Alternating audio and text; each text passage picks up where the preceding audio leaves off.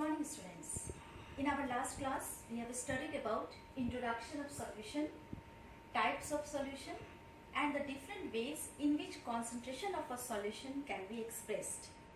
We go through the two terms percentage and molarity. We have studied formula related to its numericals.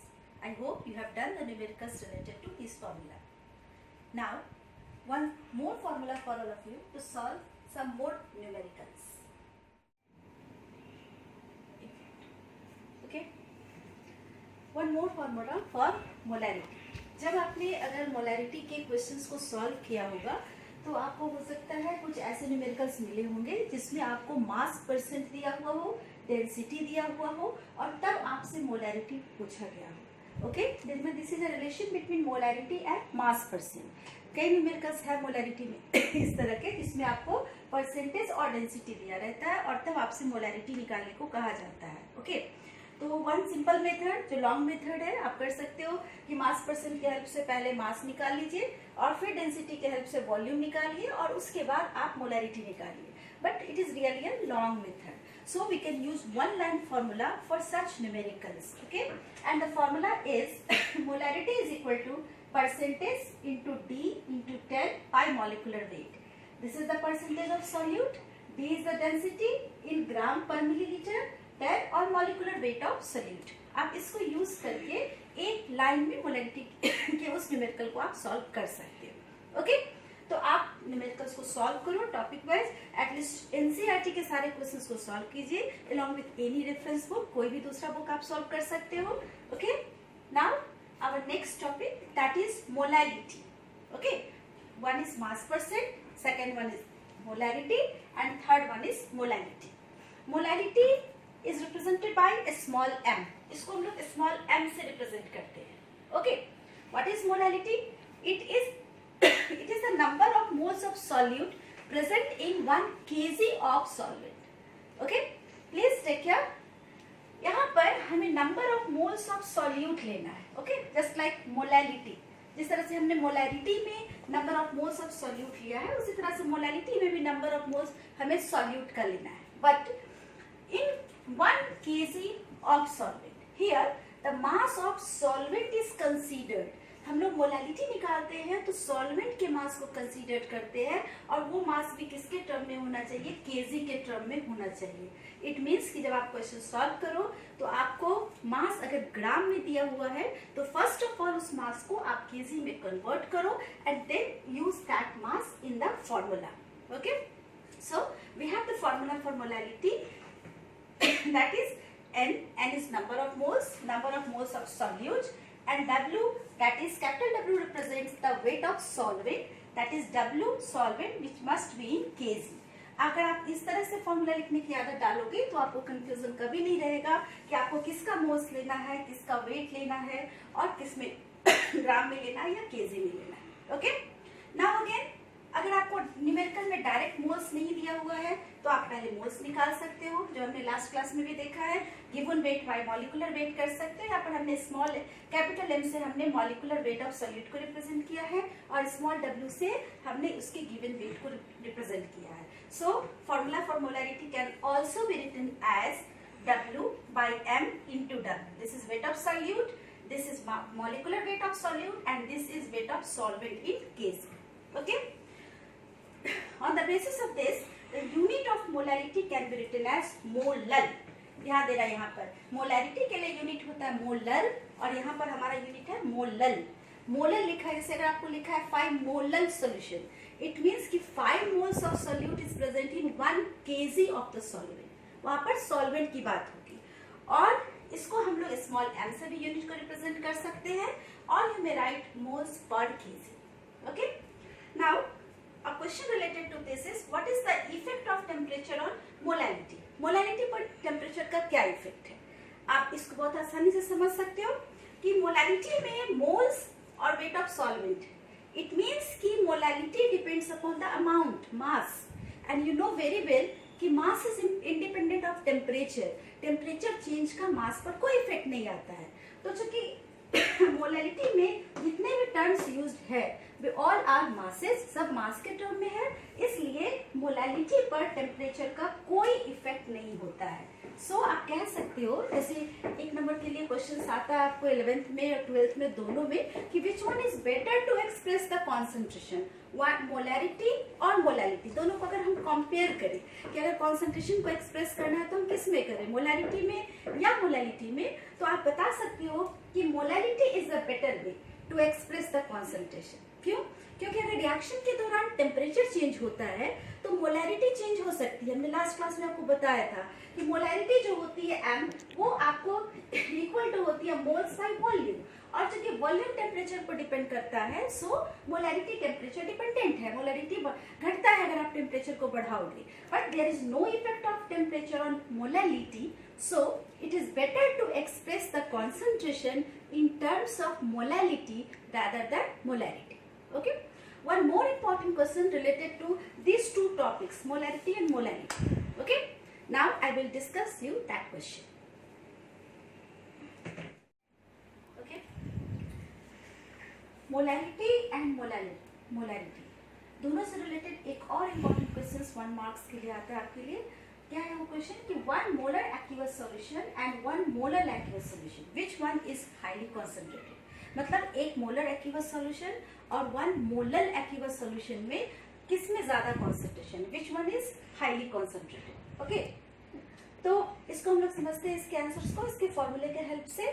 First of all you have to know that 1 molar aqueous solution has higher concentration than that of 1 molar aqueous solution. 1 molar का concentration ज्यादा होता है aqueous solution का as compared to 1 molar. इसको समझने की कोशिश करते हैं कैसे। आप इसके फॉर्मूले के हेल्प से कंपेयर कर सकते हो कि which one will be higher. Okay, in case of molarity the formula is number of moles of solute by volume of solution. Here moles of solute and volume of solution is considered. 1 litre आपका solution है which includes both solute and solvent.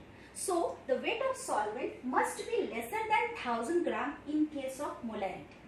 While in case of molality, number of moles of solute, there say यहाँ भी number of moles solute का, यहाँ भी आपका part same है, but here weight of solvent is considered which must be 1 kg, that means 1000 gram. Since the weight of solvent is lesser in case of molarity, so of course this value will be higher as compared to this one. Okay, this one is important for 1 marks question and you can explain in this way, right? So it is declared that 1 molar aqueous solution is highly concentrated than 1 molar aqueous solution. Okay, now move to the next. Our next concentration term is mole fraction. अगला जो हमारा expression term है जिससे हम concentration को बता सकते हैं वो हमारा मोल फ्रैक्शन है। What is mole fraction? इसको हम लोग काय से रिप्रेजेंट करते हैं और क्या है इसका? It is the ratio of number of moles of one component to the total number of moles present in it. This is the formula for, this is the definition of mole fraction. क्या है कि जैसे जितने भी components आपके solution में हो तो मोल फ्रैक्शन निकालने में जिसका आपको मोल फ्रैक्शन निकालना है उसका मोल्स रखिए and divided by total number of moles. Total number of moles से हम उसे डिवाइड करेंगे, दैट मींस हमें रेशियो चाहिए। जैसे आप फॉर्मूले को समझ सकते हो, let Na is the moles of solute and Nb is the moles of solvent. Okay, so if we have to calculate mole fraction of solute, अगर हमें सॉल्यूट का मोल फ्रैक्शन निकालना है तो हमें फॉर्मूले में नंबर ऑफ मोल्स सॉल्यूट को ऊपर रखना होगा and divided by total number of moles of solution. Okay, that's it. Let एक सॉल्यूशन में 2 कंपोनेंट है A और B, A सॉल्यूट है और B मान लेते हैं सॉल्वेंट है।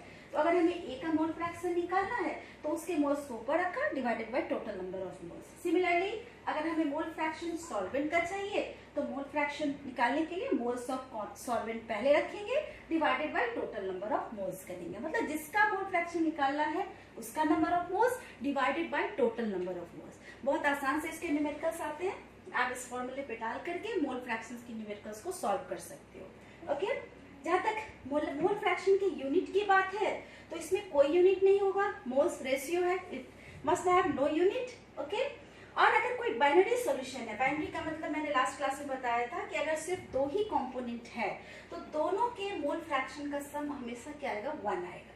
या अगर 2 से ज्यादा भी है तो जितने कंपोनेंट्स हैं उन सबके मोल फ्रैक्शंस का सम 1 आता है। Okay.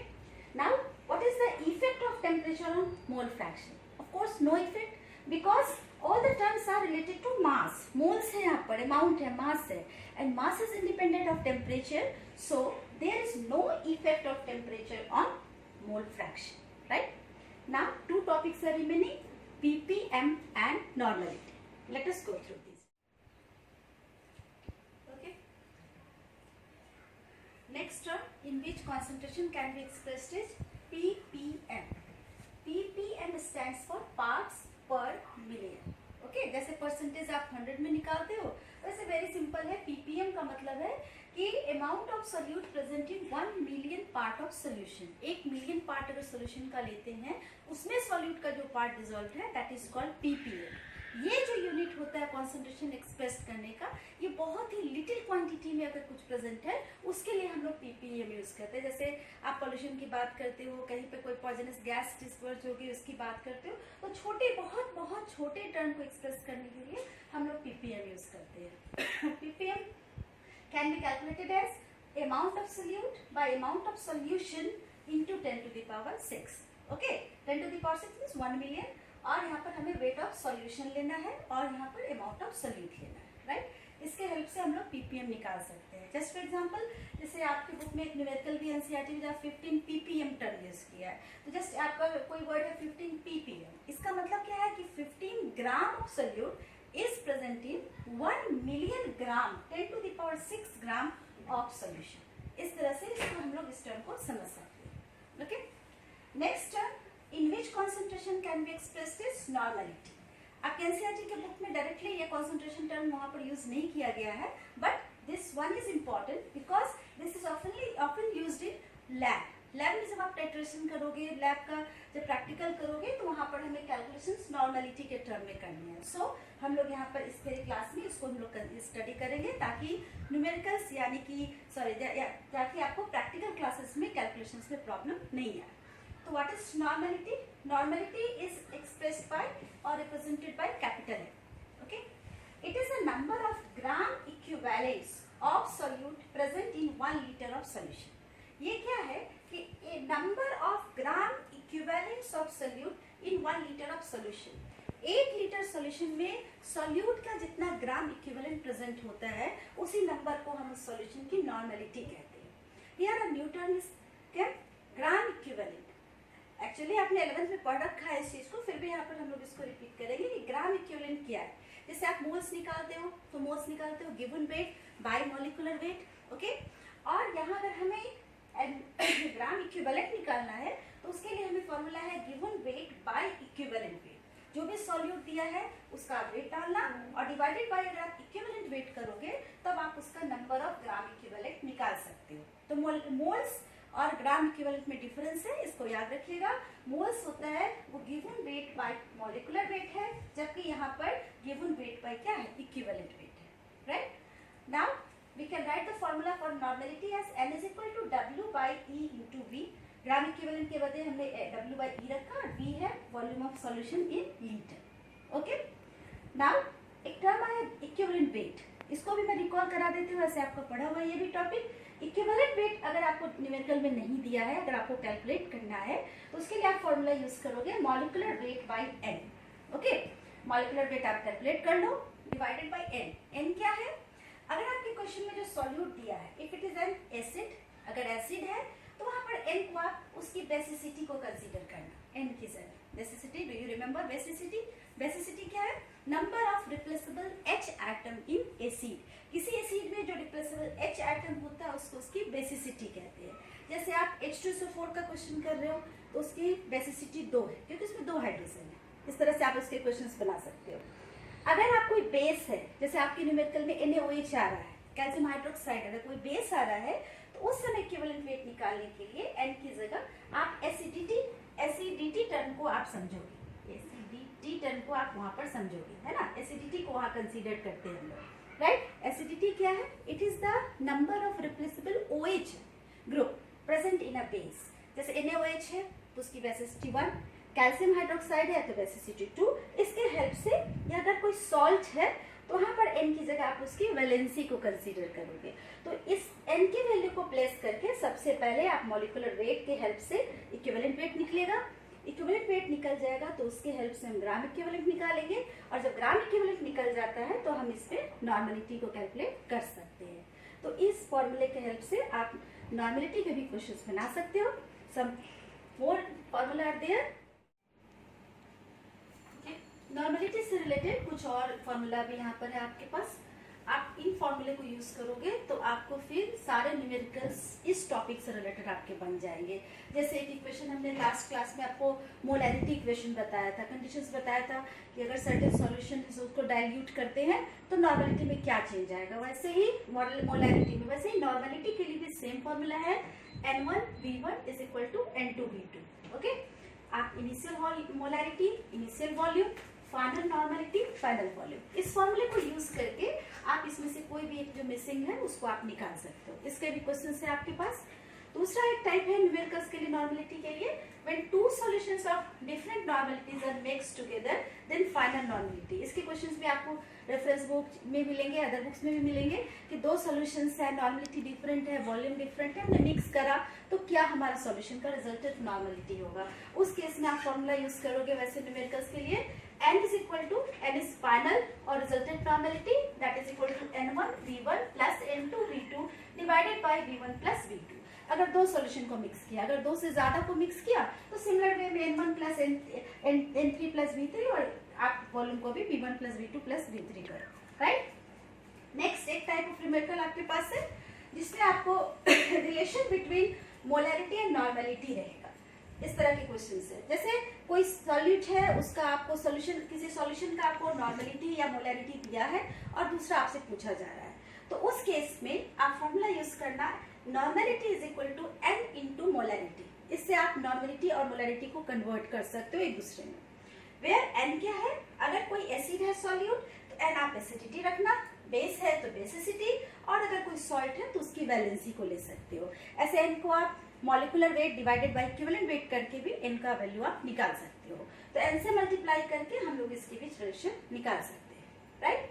नाउ एक अलग टर्म है, एक और टर्म है जिसमें आपको क्वेश्चंस मिलते हैं या जिसमें कंसंट्रेशन को एक्सप्रेस कर सकते हो, दैट इज स्ट्रेंथ। अक्सर आपको वर्ड आएगा स्ट्रेंथ ऑफ द सॉल्यूशन।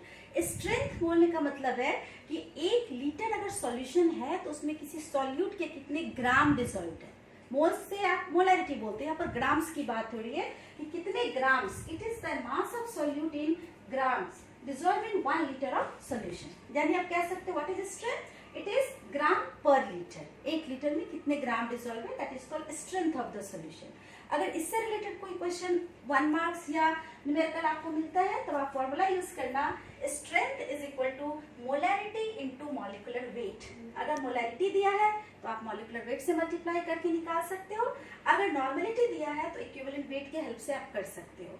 तो ये सारे फॉर्मूला जो है ऑल आर वेरी इंपॉर्टेंट।